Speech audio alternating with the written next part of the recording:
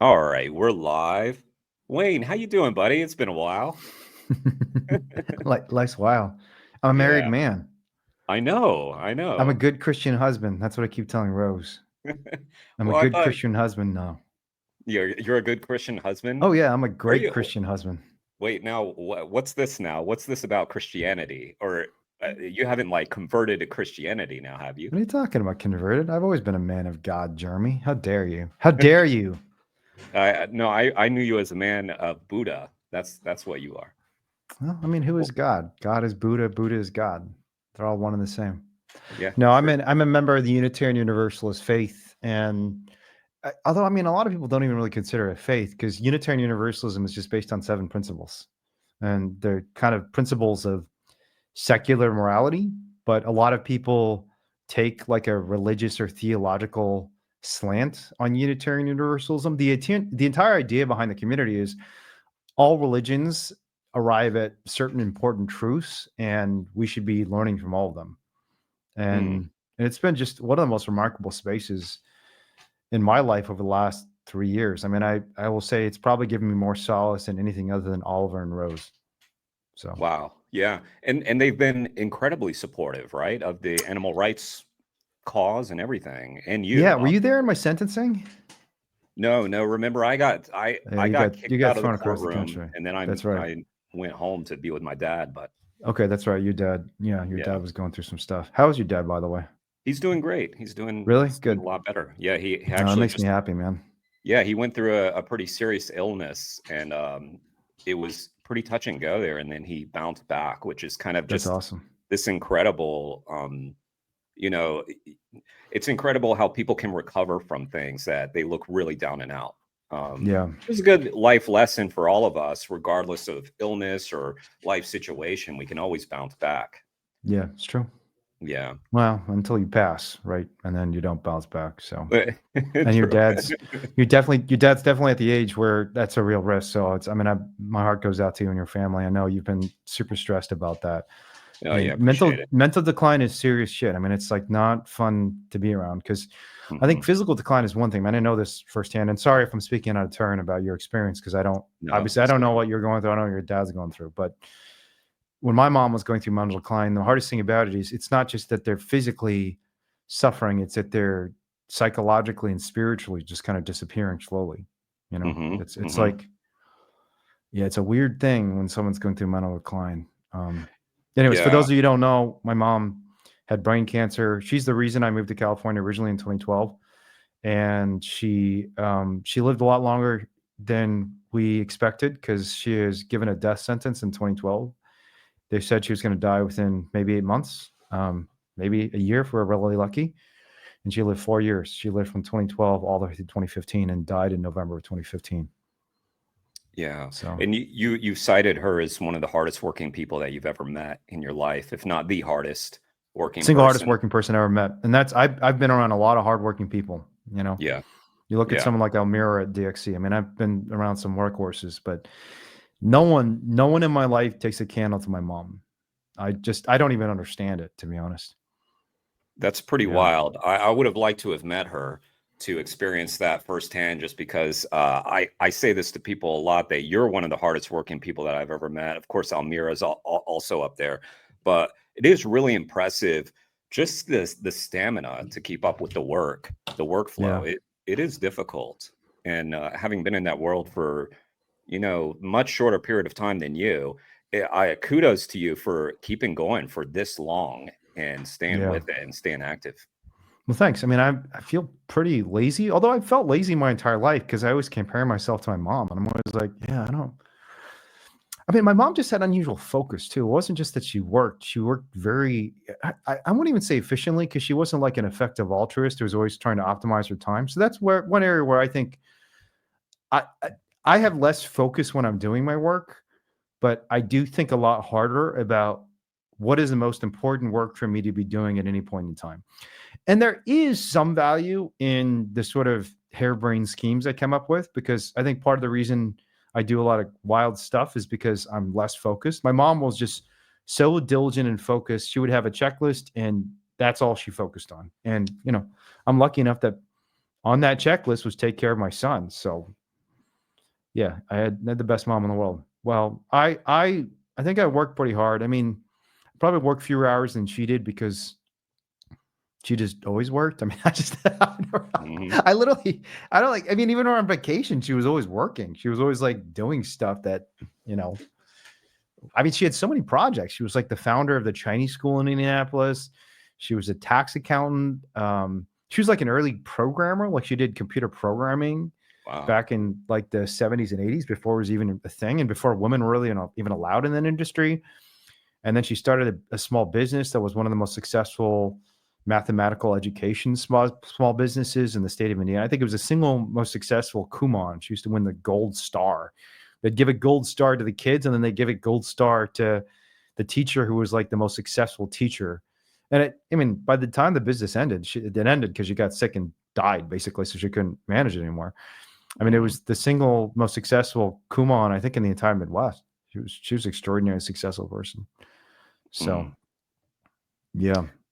Well, it's good that we're talking about family because, when I asked you to talk, I didn't really have an idea for this conversation other than just to talk about life, really, just because to Yeah. catch up with what you've been up to. And, I go back to, when you hired me on at the Simple Heart, Mhm. I remember that drive we took, where you were describing the job to me. And a lot of what we were talking about was stuff outside the org, like life, Hmm. relationships, and stuff like that. And I remember um, talking to you about how you had been so focused on your animal rights work for so long that you hadn't gotten the chance to do a lot of the things you wanted to in your life, like have kids, have Yeah. a wife. And here you are now with this amazing human being, Rose, I know. and and that sort of came out of nowhere for me. Yeah. I mean, I remember when you guys did the interview, there was definitely, you guys were Some already chemistry. connecting. Yeah, there was chemistry there. Yeah, there But was. then someone told me, yeah, Wayne mentioned in this call that he had gotten married. I was like, what? Really? For the record, I did That's invite you awesome. to the wedding. It's just the wedding happened 10 months after the marriage or whatever it was. No, Yeah, well, there's still a it's going to be 8 reception months. happening, right? Isn't that right? Well, that's the when the wedding is. I mean, the wedding's coming up in August. And, Oh, you that's know, right. That's right. Yeah. Yeah. unfortunately, my friends, including Jeremy, are all not coming. Actually, after the call, I'm going to talk to you because that may have changed. So let me, Really? yeah, Oh, we'll speak holy about that. shit. Holy shit. I'm gonna have a friend at the wedding. I'm just You kidding. By the way, may. no pressure. I'm literally kidding. Don't worry about it because my family's coming and I do have some friends coming. It's gonna be fine. And I don't and like I said to the team, I mean, I sent a message to the team about this. We're probably gonna have a reception in the United States. I mean, the only reason I say probably is, having some difficulties getting her in the country, but knock on Yeah. wood, she gets in and we can throw a big ass party, maybe even a big ass party, including all my former co-conspirators in Sonoma County. So Yeah. Yeah. if we come back in December, I can invite Priya and everybody else to That's come out, right. and John. I haven't talked to Which John would in be forever. that would be really important. Well, I have a friend who had just mentioned wanting to go to the UK, Oh, and cool. I said, oh, Wayne invited us all to the wedding. Hmm. So I'll talk to you after the call about that, Okay, cool, just to good stuff. nail down some details. But yeah, that could be a Dude, possibility. London's an amazing city. It's got well, I mean, for one, you can get vegan sausage rolls everywhere, and they're $1.20. I kid you Yeah. not, they're $1.20, and they're really good. It's like, what the hell? I mean, the cheapest vegan thing you can get, like a real meal anywhere in the United States, is like $12 at this one. And the Right. UK, it's $1.20, or I Yeah. guess it's they don't say dollar. They say what? How do you just say Pounds, right? 120? It's a pound, but what would you say like 1 pound and 20 pence? Do you say that 1 pound and 20 pence? That seems very Do long and I convoluted. It does. Do they say P, like what, a pound 20p or something? Maybe Maybe pound they just say 20. 120. But Ask Rose. how would you tell the difference between $1.20 and 120 if you say 120, right? It's Yeah. confusing. So our conclusion is the US is better than the UK. Fuck Britain. Fuck you Oh, no. all. If you're No, I'm just kidding. I can't say these sorts of No, things you're anymore because saying I the go to opposite, seminary. actually. Actually, you're Oh, saying that's the true. opposite. Yeah. Well, but I don't like their language. Their language is all messed up. What is this Yeah. pound? Like, and then there's like quid, there's pence, there's quid, there's pound sterling. It's all just a complete mess. I got this guy, Kane Defends Animals, always critiquing my British accents because I'm always like trying to do a British accent on my channel, and Nice. he Let's says hear it. it's terrible. All right, let's hear it. Okay, so like I was playing Tomb Raider, and she's like, I have to go over there, over there. So That is terrible. Your Yeah, it British is. accent is awful. Okay, it's it. Well, I take that. I take offense to that. We'll see You what just sound Rose like has an to effeminate say. We'll guy. You just like sounding like you sound like a guy who's trying to pretend. Is that what you're saying British people sound like? Because that was a spot on accent. At least that's your perception. I was doing an impression of a woman, so that that's why. All right, that's why you sound like a woman. Okay, fair enough. So what's been on your mind lately, Wayne? I mean, we I think the world is in a great place, better place, and I'm actually not even kidding. Really? I'm curious what you think about what's going on with Trump, because I think, oh God, I think the world it's looking so bright and beautiful. It's a big, beautiful world, big with big, beautiful bills. No, the big, beautiful bill is a disaster. Yeah, my buddy Lewis Bollard, whose Twitter everyone should follow, or his X account. He's probably got the best X account in terms of just information about animals of anyone out there. It's really good. He just posted that, unbeknownst to many Americans, the big, beautiful bill has a hidden subsidy for unborn livestock animals, that livestock farmers want to get compensation not only when their animals die. It's not good enough for them to get compensated when their animals die because they left them to languish with some disease in a factory farm. But if the animal is pregnant with another animal, they should get compensation for the unborn baby who they're going to kill as well. Right. And for those who don't know, I mean, the big, beautiful bill adds $58 billion in agricultural commodity subsidies. It also, I didn't know about this unborn livestock thing until Lewis posted about it, but the bill is like 980 pages. And it's just, I mean, I don't even know how Lewis found it. He probably just searched livestock because it's just too much for any one person to read. But a lot of people don't know about this, but there's a poultry commodity insurance program that's being piloted as well. So, probably a lot of people in the audience here know that there have been mass outbreaks of avian flu around the country, and actually in that particular context, there's no need for insurance because the government is just like straight up paid companies to kill their animals. They'll pay them roughly the market price, a little bit less than the market price, but from what I've seen, it actually is sometimes even higher than the market price. Because the companies are very good at lobbying the agricultural agencies to pay them more and more money, and use more and more taxpayer resources. But the new thing is there's, so typically these indemnification programs that give factory farmers the right to basically ask taxpayers to pay the bills when they have a loss. Generally, that only happens when there's some extraordinary unexpected loss, like an unexpected mortality event, like avian flu or natural disaster. They're not insured if they just sell a little less, right? And in the same way, if you or I, like if we want insurance on something, especially if it's just like a small loss, like if you're worried, I don't know if I'm going to be able to pay the bills, I'm going to get some sort of insurance. There's ways to do that in the financial market, but we have to pay for it ourselves. In the case of agriculture, if your business does poorly, there's actually something called commodity insurance or crop insurance. The government often pays for you. And then if your business does poorly, it's kind of heads, you win, tails, the taxpayer loses, right? So, and you still get compensated. And they're piloting a program for poultry in this regard, which I don't think people understand how much crop insurance and commodity insurance actually cost, but it's an enormous amount of money. We're talking about tens of billions of dollars, right, in taxpayer money that gets sent to big monocrop agricultural concerns, including now animal factory farms, to cover all their losses. And it's like, what?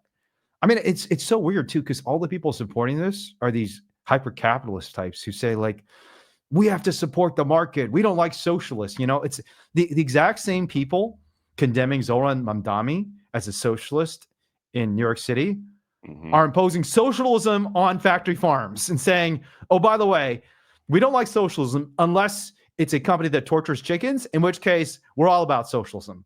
Heads, they win, tails, we lose. There's no opportunity for any sort of loss. And it's just preposterous. And it's honestly pretty disgusting that these elected officials who claim, I mean, I'm not supportive of the free market in general. I think capitalism has a lot of problems, but the hypocrisy is just so profound. It's so profound. Yeah. Okay, here's a But question for you, Wayne. yeah. Because this is, to me, this is really getting to the heart of a really serious matter. So Mhm. you mentioned the $58 billion in agricultural subsidies. I've only And that's in seen like addition. That's adding. That's adding not. to There's already hundreds of billions of dollars, but they're right. adding $58 billion in this, and that's just one program. Other Yeah. commodities. So the issue is, I had only seen like one group talking about that, and I can't even remember Yeah. who it was. And so we That's because you shouldn't don't read just my be blog, learning. Jeremy. Oh shit! Because I talk about it, no one listens. Oh damn it! I gotcha. I gotcha, motherfucker. No, I'm just kidding. I'm gonna But link to not the really. blog. Everybody You should read the follow blog. Wayne's blog. You got to read the blog, or you're gonna get called out by me too. When we have a Yeah, conversation, yeah, I'm gonna call you out and say like, no. damn. But But yeah, okay, so no. go But I mean, continue. it's a major issue, and I mean, we're spending all this time. We're trying to convince the world to go vegan. You know, I Yeah. know that's not your focus. A lot of the people that I interact with are, and including myself, would really like to see people going vegan. A lot of that work gets canceled out by $58 billion $1 billion, in yeah. subsidies. So I mean, why don't we You know about? you could Why don't we get talk more so about you could get everyone you know to go vegan for the rest of their lives, and they could get everyone they know to go vegan for the rest of their lives, and it's still going to be nothing compared to what just happened with the one big beautiful bill, right? In terms Exactly. of subsidies for animal agriculture and the amount of animal abuse that's being caused. So you're right. And by the way, at the moment we're recording this, it's before the House. I think they're Mhm. deliberating on it right now. I think they don't have the votes yet, but it could happen like while we're talking that they could It's vote going to on get it. approved. I'm very skeptical that any of these House members, because it's just the nature of politics. I mean, if politicians generally don't have a lot of courage. I mean, if they have courage, Yeah, they wouldn't become politicians usually. I mean, yeah. so that's a little unfair and that's harsh, but there's a lot of truth to that too. That It is a lot of truth. I mean, look at what yeah. Lisa Murkowski did. She literally Hmm. voted for the bill and then said this bill isn't ready yet, and I hope Hmm. the House will go change it instead of her taking it on and saying, hey, actually, no. Yeah. Yeah. And you know, the Lisa, so for the audience members that don't know, she's a senator from Alaska who's the holdout that ultimately turned in favor of the bill to get it passed 51-50, basically, with JD Vance basically providing the tie-breaking vote. Right. But you know what she got for Alaska, the big get she got for her state. It's kind of I mean, it just shows you how broken the entire system is. So basically what you got was not just Medicaid benefits, because they're cutting Medicaid for everybody else in the country, but Alaska is getting an exemption. But the nature of the exemption, the weirdest thing is about the nature of the exemption. The nature of the exemption for Medicaid is they're basically exempting the states that have a higher error rate in approving SNAP Yeah, and I Medicaid saw that. benefits, right? I forget if it's SNAP and Medicaid or if it's just SNAP. SNAP is food stamps. And basically and that makes no sense, because if anything, you would want to penalize the states that have the highest rates of error, because that suggests there's more fraud. You're just sending payments. And Alaska's error rate is some insanely high figure. It's like 30% or 40% of their applications to federal government for funding are flawed or fraudulent in some way. And what they've done, basically, as a client pointed this out yesterday, and I thought it was so spot on. What they've done is basically encourage fraud, because all the states that are actually doing a good job administering their benefits, they actually going to get their benefits cut. But Alaska, and the reason this happened is because initially they tried to just exempt Alaska, and the parliamentarian, the person in the Senate who decides whether this particular provision of law can be passed through reconciliation. And we don't want to get too much into the weeds, but basically, it's basically reconciliation is a process by which you can pass a bill, and it allows you to pass a bill so just straight up majority in the Senate without going through the filibuster, only if it has primarily a budgetary effect. If it has other effects beyond the budget, you can't pass it through reconciliation. And when they singled out Alaska for special treatment, the parliamentarian said, well, this isn't budget. This is just like a handout to Alaska. You're basically exempting Alaska from the requirements all the other states face. And so they basically just changed the bill and said, okay, we'll just make it across the entire United States. If you are running a fucked up Medicaid or food stamps program, you're exempted from these cuts. Well, if you're running Yeah. this messed up program, and so basically we're encouraging the entire system to be broken. I mean, it's like, it's not even metaphorical in this case. This is like direct handouts for states that have broken Medicaid and SNAP programs. It's like, what is going on with our political system? This is so messed up. But so why are you optimistic? You said I've never felt better. Because the system has always been this way, Jeremy. This is just highlighting the deficiencies the system has always had. I see. And the difference is this sort of game has always been played for hundreds of years. I mean, even going back to the Free Fist Clause of the Constitution. I mean, the Free Fist Clause made no sense. It's like, wait, the slave states, they want to have more representation, even though they have basically no free people. It's all slaves. And so you're going to count every slave as 3/5 of a person just for the purpose of allocating political power and representatives in the U.S. Congress. That makes no sense. If they're a person, then they should have the right to vote. And I mean, frankly, they could have at least given them 3/5 of a vote, but they didn't even give them 3/5 of a vote. They just gave them 3/5 of a unit of power that then was allocated to the slaveholders, essentially, right? So and I'm not saying you can't make compromises. I mean, obviously part of the human condition is compromises. I'm saying that a lot of the compromises that are being made in the current system don't even have a principled basis. No one actually thinks they're correct. They're just straight up corruption that is endorsed by the system. And that's true of the handouts to factory farms to roast animals alive. It's true of the handout that was given to Lisa Murkowski yesterday that will allow states that have more deficiencies, more broken food administration and medical care administration programs to get more money and to be exempted from the rules.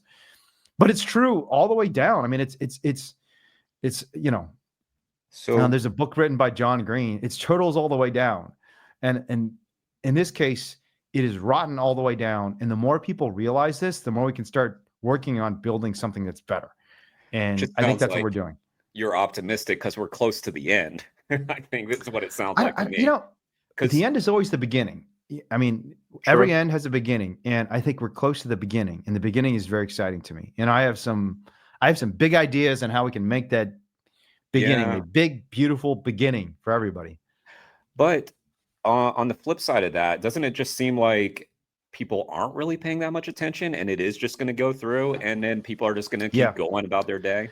So, okay, I mean, relatively speaking, people are paying way more attention now to at least the high level problems. I mean, even the Trump phenomenon. I think the reason so many people voted for Trump, and frankly, the reason so many people voted for Mandami in New York is because people are realizing at a high level, they might not know the particularities. They probably don't understand anything. I mean, honestly, I don't even know if I fully understand the parliamentarians' rule on Alaska and Medicaid and SNAP programs. There's like a lot of little nuances that no one really understands, partly because they're made to be indecipherable. It's like these rules don't make any sense. You saw that in court with us in multiple cases. It's like, what the hell? Like, how are you determining what evidence is allowed and what's not? How are you determining what you read to the jury? It's just, this is all completely arbitrary. So no one's going to understand nonsense because by definition, nonsense is nonsense. What they do understand is something is not working in the system. The country's future is not bright if we don't make a huge pivot. And I am willing to be a part of change. And, ironically, and you and I might disagree about this, I think that was true of a lot of Trump voters. I think a lot of people voted for Trump because they want to change. Oh, hell no. No, we definitely agree on that. I mean, that was very clear. Now, I will say that there are a lot of people who voted for Trump who wanted things to go back to like 1950. Like they saw this utopia world that was on television, and they wanted that for their kids.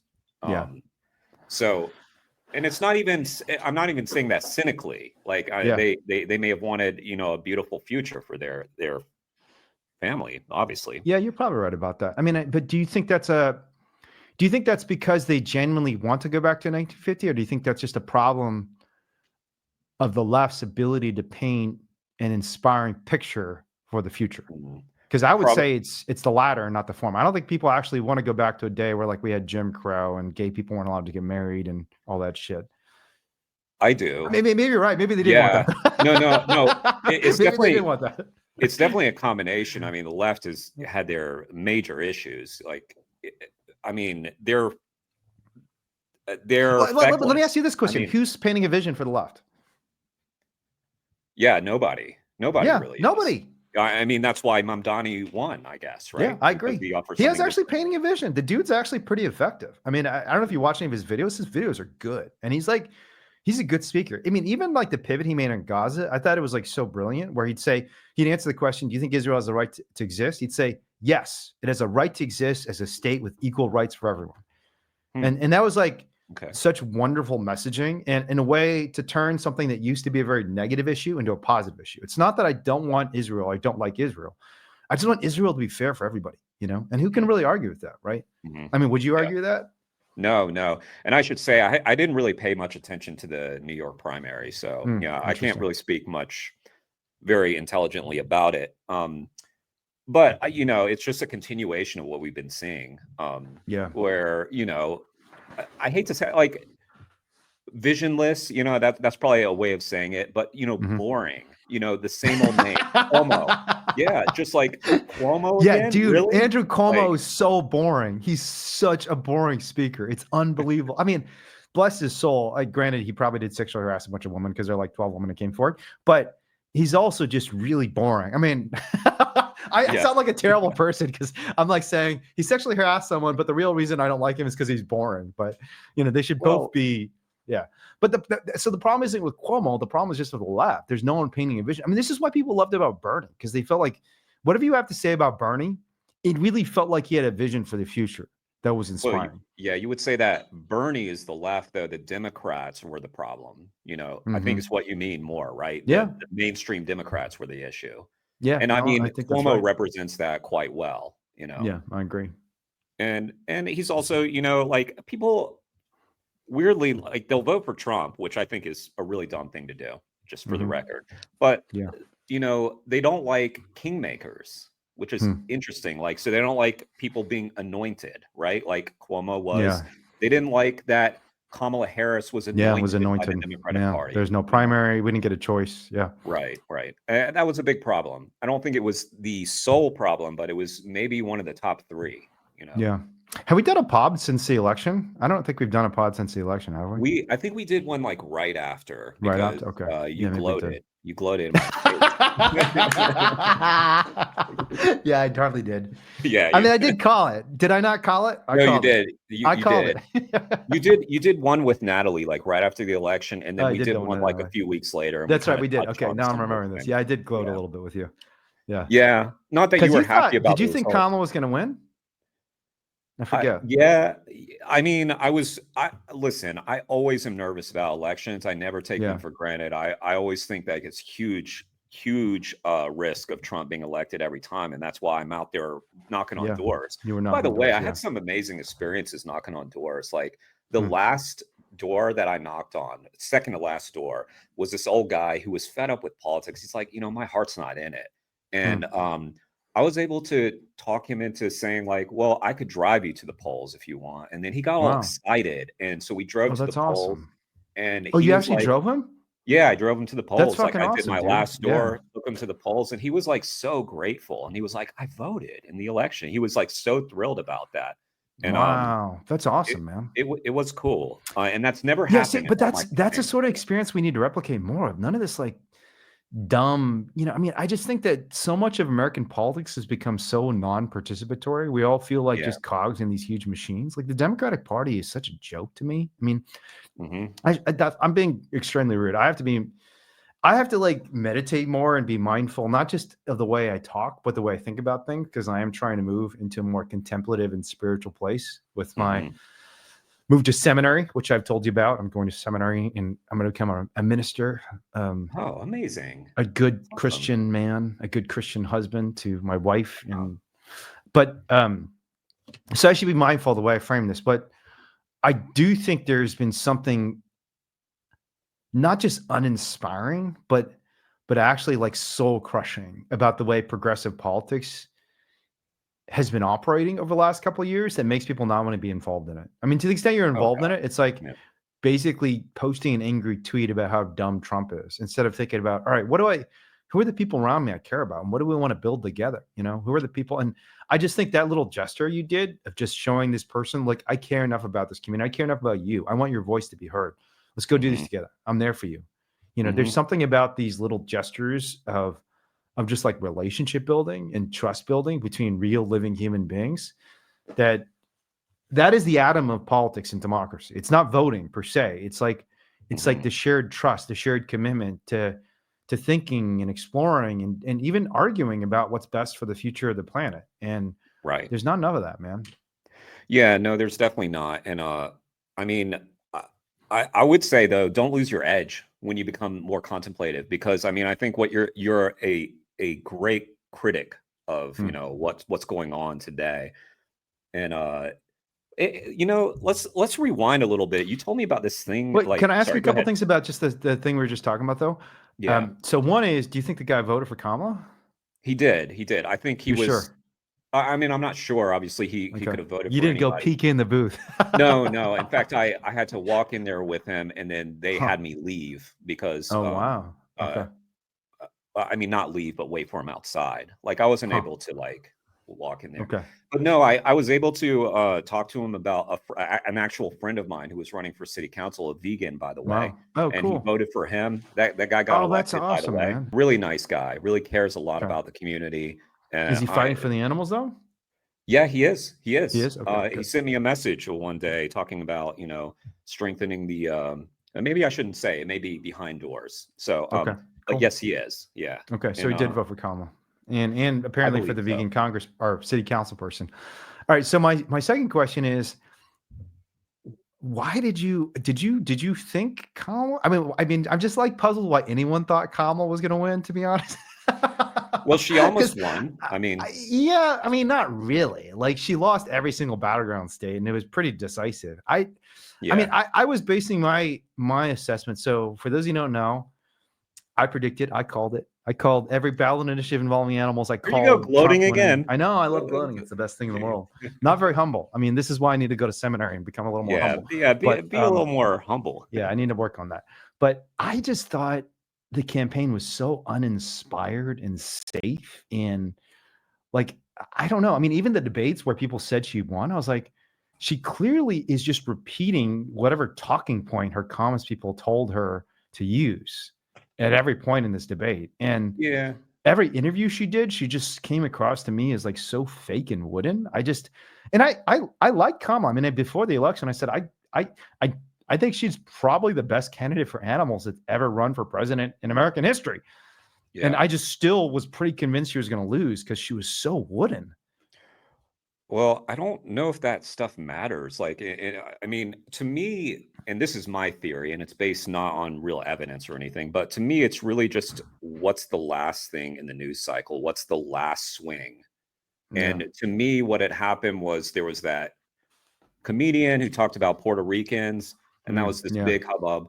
And then Tony Hinchcliffe. Joe Yeah. Biden, yeah, he stepped in it and made his remark, and then that was the Yeah. last thing. To me, that was Yeah. the last What is, thing. so Tony Hinchcliffe basically said something, he made some joke about how there's a pile of garbage in the Gulf of Yeah, Mexico. And he said, oh, I meant Puerto Puerto Rico or Rico. something like Yeah, that. I think And then what did you Joe know, Biden say after that? I forget what Joe Biden said. Biden said the only garbage I see are his supporters or something Oh, like yeah. Okay. that, which was like, Yeah. you know, Which isn't that bad. It's like, come on. I mean, he That's kind of clarified, stupid. but the damage was Yeah. done. I mean, all you need to do is give Fox News and the conservative, you know, Yeah. Just some rageous fear. fuel. Yeah, Yeah. and that's all they need.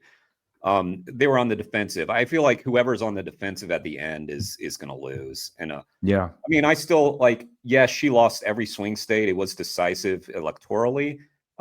But those swing states were decided not by a ton of votes. So I mean, I they were all pretty decisive, I think, from what I recall. I mean, it wasn't like, more so than last 10 time. points, but it was like, I mean, how much did Trump win Pennsylvania by? I don't remember. I just remember it was a shitty day that we should erase from our memories. Here we are.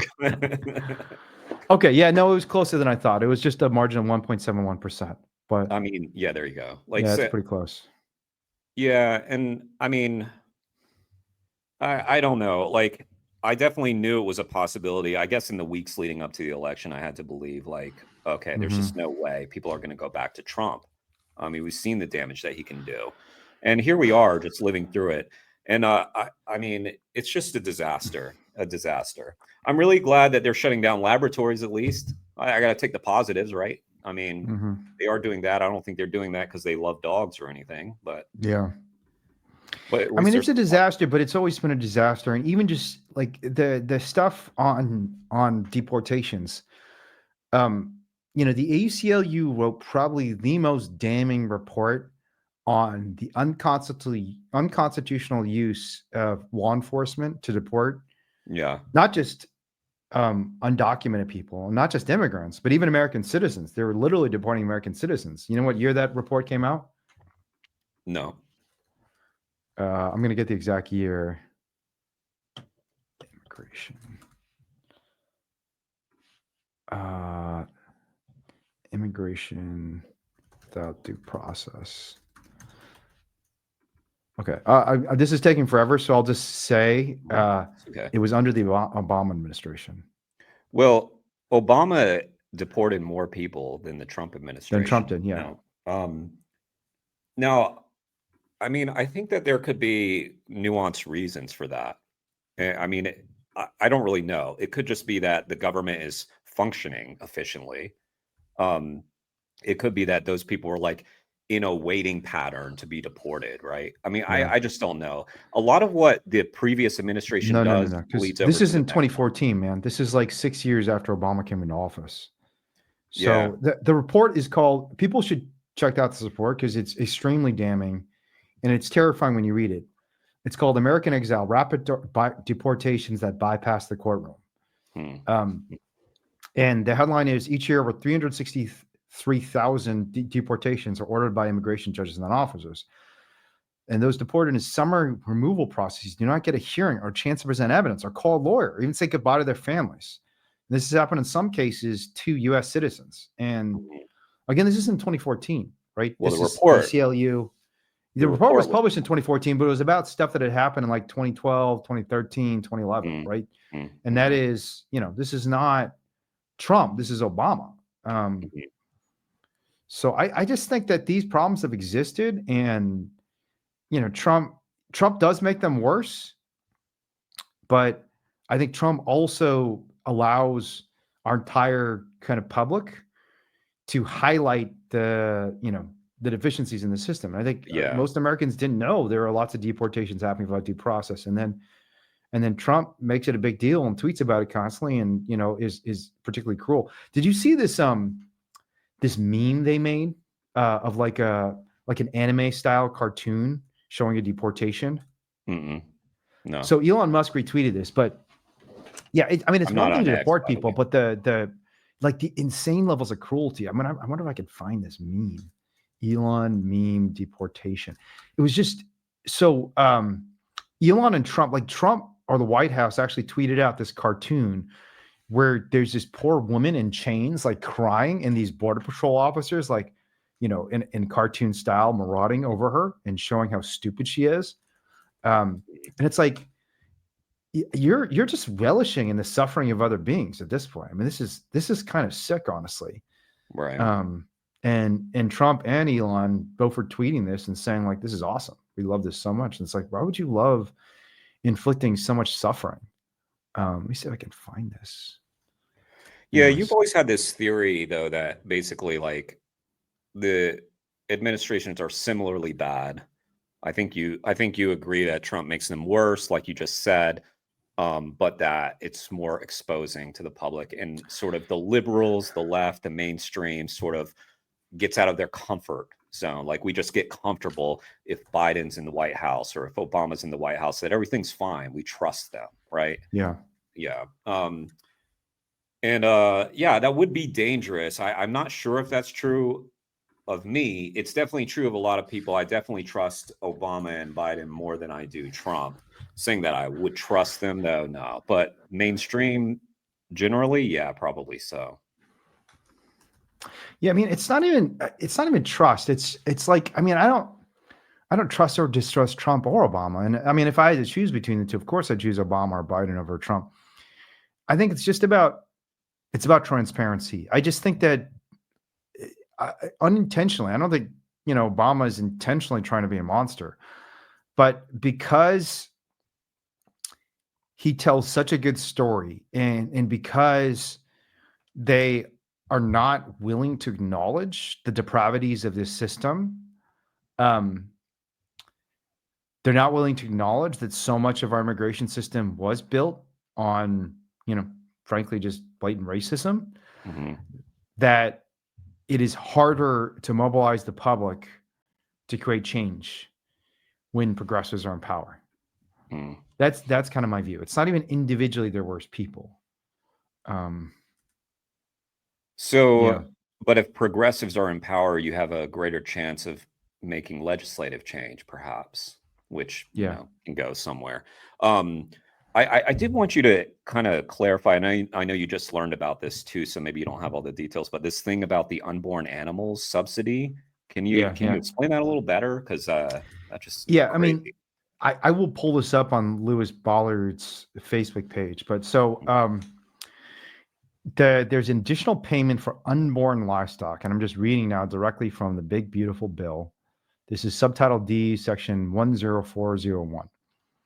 In the case of unborn livestock death losses incurred on or after January 1st, 2024, the Secretary shall make an additional payment to eligible producers on farms that have incurred such losses in excess of the normal mortality due to a condition specified in paragraph 1. So basically, in a condition specified in paragraph 1, I don't know what that is, but I think it's probably just like unusual mortality, diseases, natural disasters, and so on.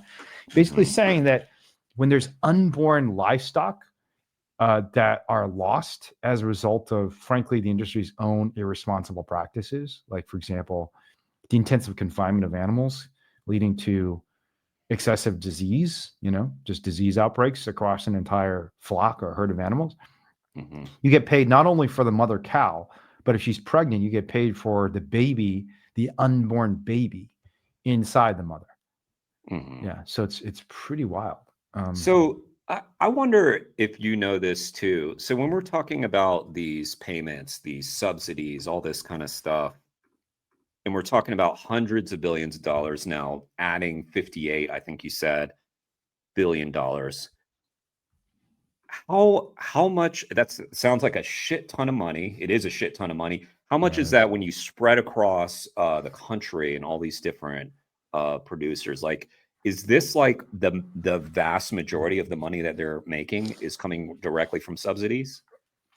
Yeah, I wouldn't say it's the vast majority. Yeah, I mean, the agriculture.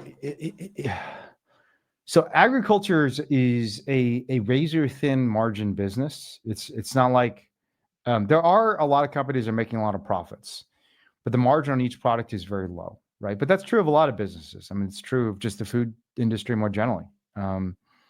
It's true of a lot of service-based industries. I mean, there's a lot of places that aren't making a lot of profit. If you ask the question, like how much, I mean, we could just look. What percentage of agricultural business in the U.S. is profit? Or even what are total profits? 46% have net positive income. What are total profits from the agricultural sector in the U.S.? Okay, this is interesting. So according to AI Overview, a measure of total profit for the entire agricultural industry, the U.S. farm sector's net income, is $146 billion. And if that means I mean, you could argue 100% of that profit is driven by subsidies, because the total net outlays, just in the direct payments on an annual basis, are in the tens of billions. I could get the exact figure, because I mean, we did a video earlier this year about this, but the Trump administration massively increased the direct payments, and the direct payments are now something like $60 billion. Let me get you the exact number, actually. Where is this? Where is this? Okay. Why can I find this? Okay. So Trump uses, I have a blog on my Substack called Trump Uses Taxpayer Money to Fund the Torture of Billions of Animals. And if you look at farm subsidies, okay.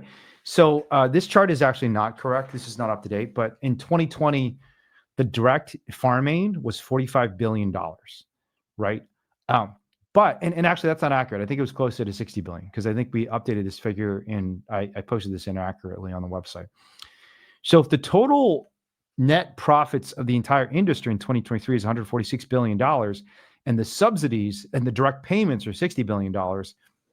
The indirect benefits of various subsidies, things like crop insurance, indemnification for losses, probably at least doubles and maybe even more than doubles the amount of money that is being indirectly provided to the industry, right? Because one way you can fuel an industry's profits is to give them money straight up. Like I can, the other way is I can reduce your costs in various ways. Like I can pay something that otherwise you'd have to pay. And normally, like you'd have to pay for your own insurance. If you had a loss, you have to pay your own loss.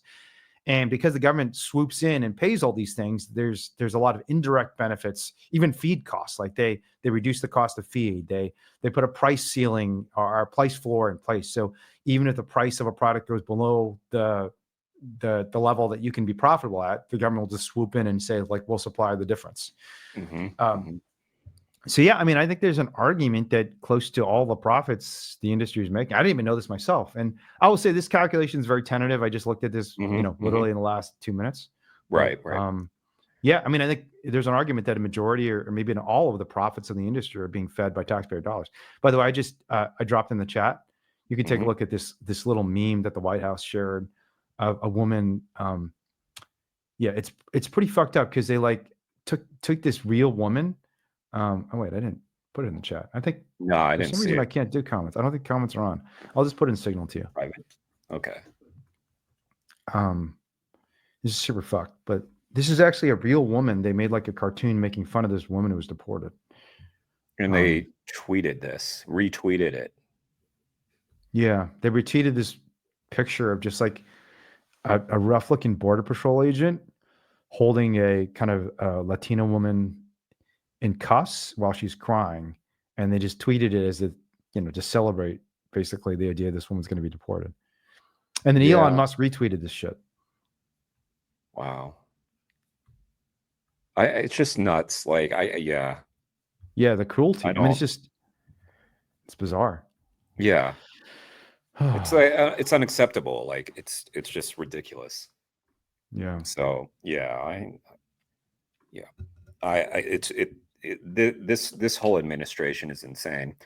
I hope you're wrong about this bill passing.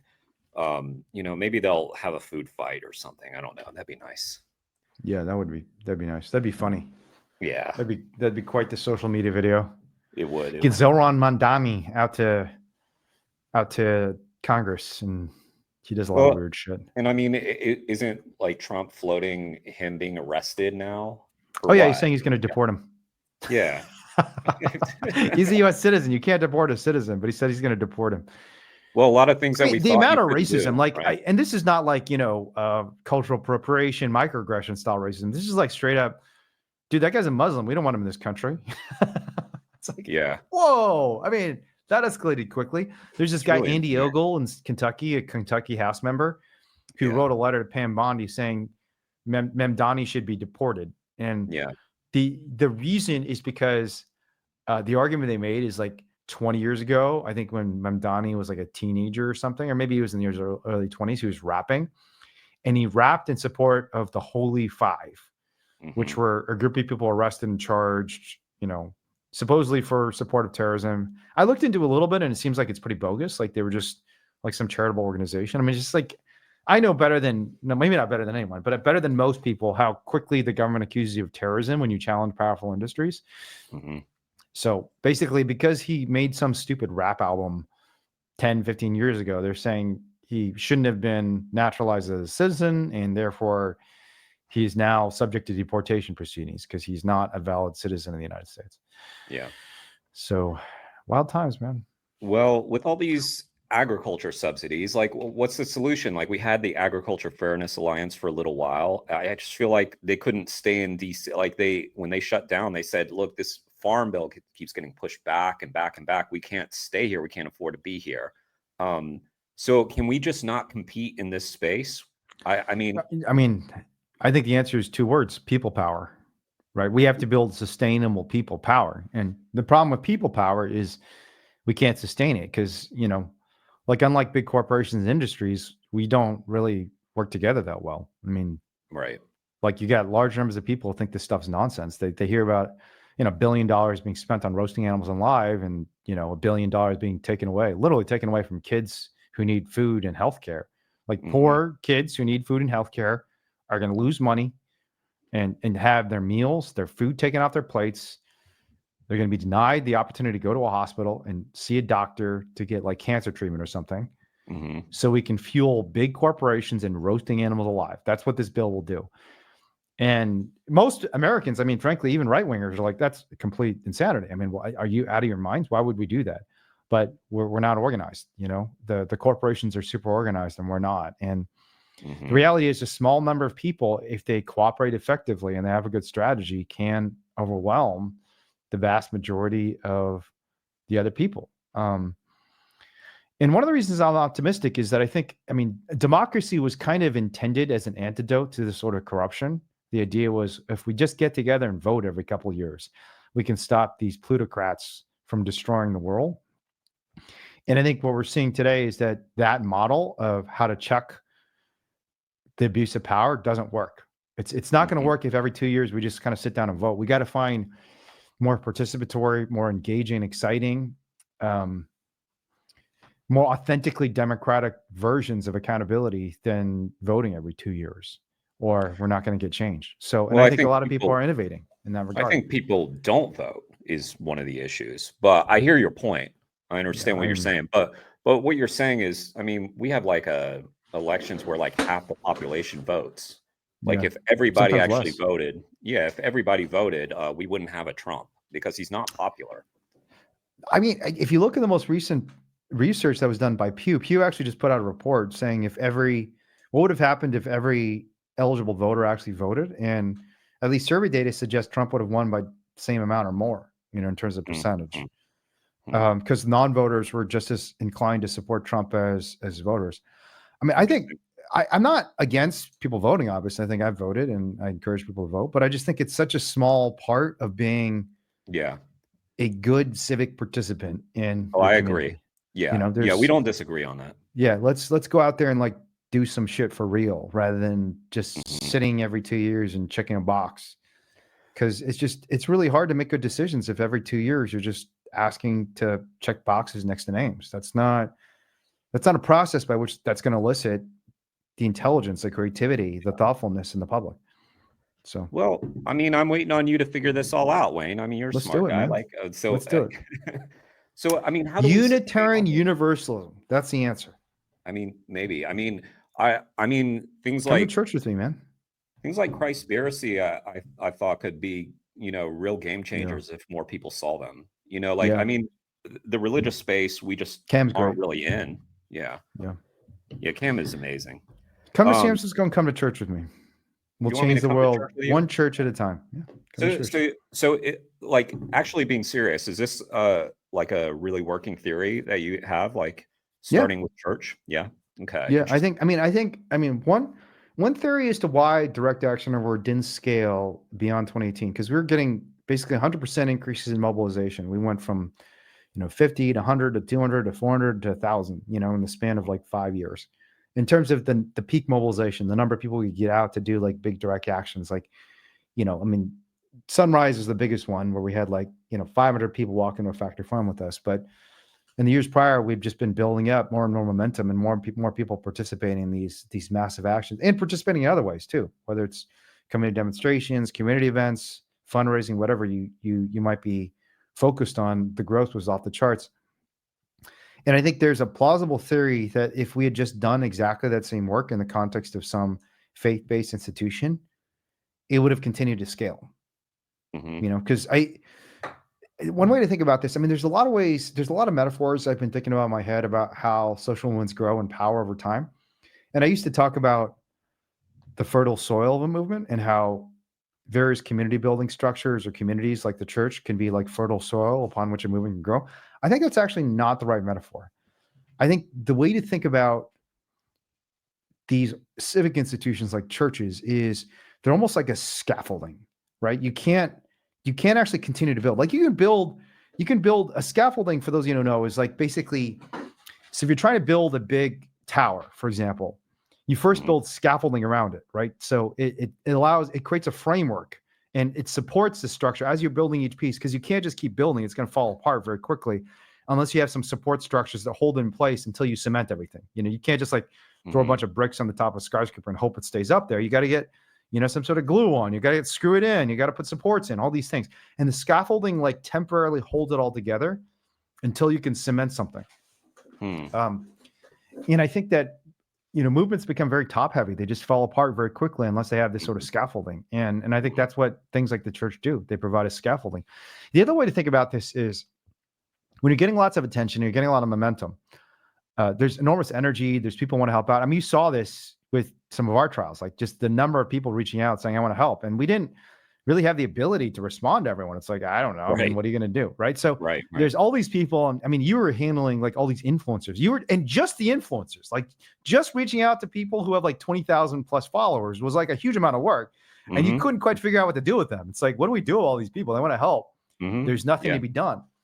And I think one of the ways you capture that energy is you take all that energy and you put it in a civic institution that's sustained over the long term. So like all those people realize, oh, the way to help out, maybe I can't, and Wayne can't figure out, and Jeremy can't figure out how to help with this case, but I can be a part of this long-term community where we're building together a better future for animals and human beings over the next 100 years. Yeah. And that's kind of what the church is. And I just come to church and I'm in, and the church kind of, it creates a scaffolding that allows people to figure out for themselves. It's like a receptacle for that, all that energy. Because you have these direct action campaigns, these flashy protests, open rescues, investigations, whatever it is, and it all quickly dissipates over time unless you've got some sort of receptacle to store all that energy in. Yeah. I mean, we've seen that, over the course of working together, we've seen the building blocks, but I think that's a nice metaphor that we've seen things get built up. We didn't have the scaffolding around it to hold it in place.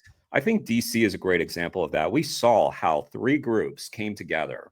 3 groups set aside all their differences. And our fear, and one of the fears, I don't think it's completely played out, but one of the fears was that, we would have this great time. Everybody would come together. Everybody goes off into their silos again. Yeah. And honestly, it's kind of what happened. Yeah. That's what I'm saying. Well, that's what I'm saying. It's not even because any of us intended. It's just like everybody's busy with their own shit, that's what I mean. So, but we've seen relationship building happen. That's good. I have a little skepticism about this church idea though, because I mean, so many people are atheists. So many people are anti-church. They've seen the harm. Of little faith. Well, I hope you'll change my mind. I hope you will show us how it's done, because I mean, it would be great to have spaces and, foundations around that people can join. I just see that most people in the movement are sort of rejecting of faith, 2 words, Jesus camp. Yeah. Mini Jesus camp. No, I'm just kidding. Jesus camp is actually the name of a documentary that is kind of creepy. Have you seen this documentary? No, I haven't. Yeah, it's like I mean, I don't want to diminish anyone who believes in Jesus or Christianity, because I have good friends who are profoundly religious and Christian, and I was joking around saying, I'm a good Christian husband, but I actually think there's a lot to learn from Christianity. I think it's actually kind of a beautiful religion. Do you know John Green from the Vlog Brothers? No. I'm surprised you don't know John Green. Like, it's John and Hank. It's like these 2 brothers who do this vlog where they have a YouTube channel where they like send each other letters, and the letters are just read out on vlog. It's a pretty big channel. Okay. Joe watches a lot. I actually learned about them from Joe, because Joe was saying like, oh, I follow the Vlog Brothers. Vlog Brothers, okay. Yeah, John Green, he's got a huge channel. It's got like millions of subscribers, super successful. And it's kind of weird when you first see it, because he's kind of like this ordinary looking dude who doesn't seem very impressive. He kind of looks kind of dorky, and it's like, why would people listen to you for 2 million? But a lot of it is just like really heartfelt, meaningful, vulnerable content. So for example, like his brother was going through cancer, and you got to follow their journey of him getting treated for Hodgkin's lymphoma and just worried that his brother's going to die. And, and they're sending each other these video letters basically every day. Every day they're posting these little missives to each other by vlog. But John Green had a post recently about what Christianity means for him. And it's actually quite beautiful. I mean, when I listen to it, and I don't know a whole lot about Christianity, I don't identify as Christian right now. I mean, or at least not in the. I don't think it's fair for me to identify as Christian because I just don't know enough about it. And I certainly don't believe that Jesus was God and he resurrected from the dead. All these things that I think Christians have to believe. But I will say, listen to that video made me kind of want to be a Christian because it's beautiful about how spiritually pure isn't the right word. Because partly because purity has become almost a bad word, right? It's like maybe spiritually earnest is the right word. There's this really, really high moral ambition. Like I want to be this sort of person who anytime I see anyone around me suffering, I'm there to help.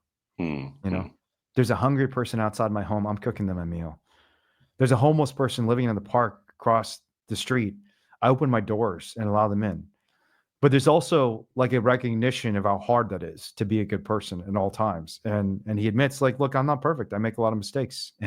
But it's really important for me to have this ideal, to have, and it doesn't even matter if you believe in it. Maybe it doesn't even matter if I believe in it in like a strictly scientific and factual way. What matters is having this ideal that I am trying to be a good person in a world that often feels very dark. And it's a very beautiful video. And it made me understand why so many people, including a lot of very scientifically minded people, are spiritual and religious and Christian.